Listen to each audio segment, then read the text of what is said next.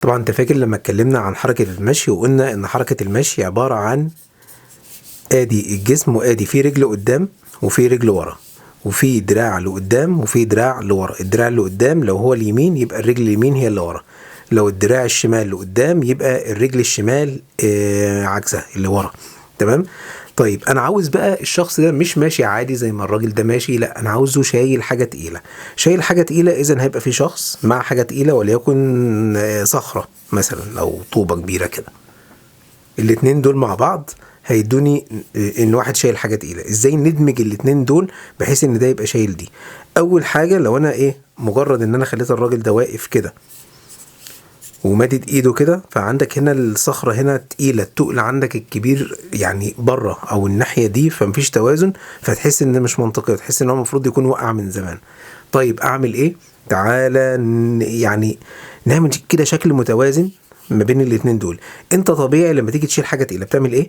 اول حاجه تمام بتلم ظهرك لورا وبترجع لورا سنه، يعني بترجع بوسطك ورا كده مثلا. ادي الراس وادي الظهر بتخليه مقوس كده وبترجعه لورا، يعني عندك الوسط اهو. وبتشيل عشان الطوبه دي او الصخره دي او التقل ده، خلينا نقول لان مش حد يقدر يشيل صخره بالشكل ده يعني، هتاخد المساحه دي. فبقى عندي توازن، بقى عندي الكتلة دي كلها او المساحة دي كلها اللي فوق دي متمركزة على الرجلين دول. طيب عاوز ابين التقل في الموضوع وهو ماشي كده فارد رجله عادي، تمام عادي مفيش مشاكل، انا مش حاسس بأزمة. هعمل ايه؟ انا لازم اوصل الاحساس كويس جدا للي بيتفرج على الرسم بتاعي. هعمل ايه؟ هتني الركب يعني عند الرجل من عند الركب كده واخليها ضغطة على الارض، يعني هو دايس على الارض بكامل قدمه كامله، مش ماشي كده باريحيه وش رجله على الارض والكعب فوق والكلام ده، لا كله لازق في الارض.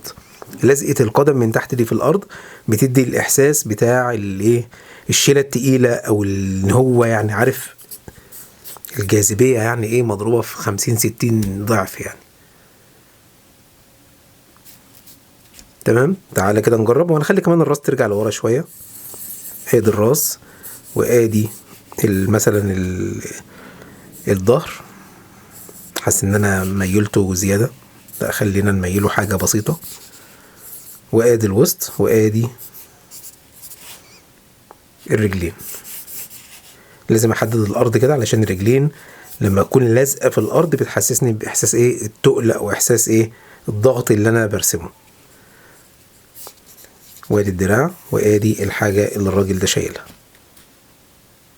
طب لو هو شايل شنطتين مثلا يعني على طول دراعه، نخليه مثلا ماشي وموطي كده لقدام، وادي الوسط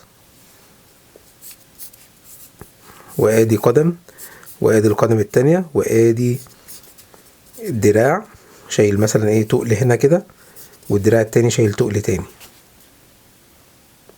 احنا بس بنفكر ازاي نفك الشكل كده من البداية.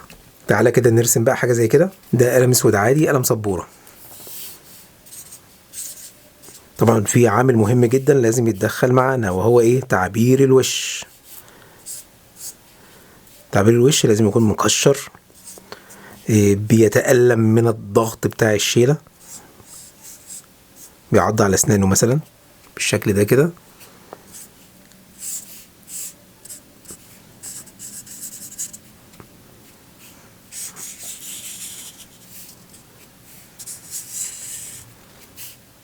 وحاضن بقى التقل اللي هو شايله ده.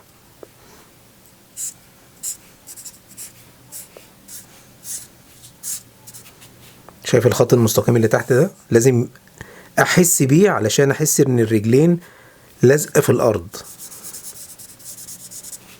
لازقه في الارض ليه؟ لان التقل مثبت الراجل ده في الارض جدا.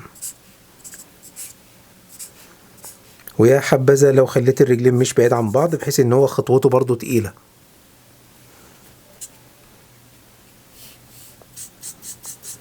وادي الشعر. طبعا لو انت فاكر ان احنا قلنا تعبيرات الوش والكلام ده كله، احنا قلنا ان الوش عبارة عن شكل هندسي او اي شكل بتعرف ترسمه.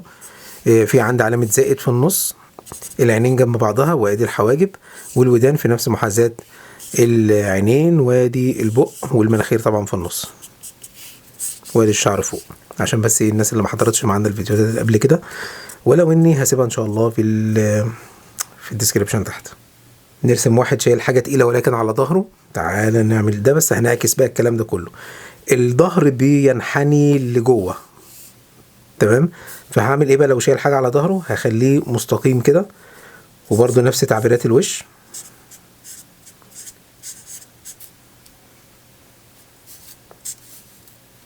وادي عند الوسط،